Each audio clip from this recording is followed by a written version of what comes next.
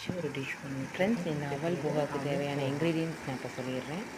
இதுக்கு தேவையான பொருட்கள் பார்த்தீங்கன்னா, அவல், வெள்ளை அவல் டிஸ்கிரிப்ஷன் 1 கப்பு, வெங்காயம், பச்சை மிளகாய், கேரட்டு, உருளைக்கிழங்கு, ஆயில், நெய், உப்பு. இதுதாங்க இதுக்கு தேவையான பொருட்கள். நீங்கள் காய்கறி வந்து எக்ஸ்ட்ரா நீங்கள் பச்சை பட்டாணியோ எதுனாலும் நீங்கள் விருப்பப்பட்ட காய்கறியை சேர்த்துக்கலாம். இன்னும் டேஸ்ட்டு நல்லாயிருக்கும்.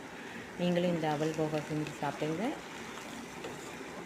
அடுத்த வீடியோவில் பார்க்கலாம். பாய்.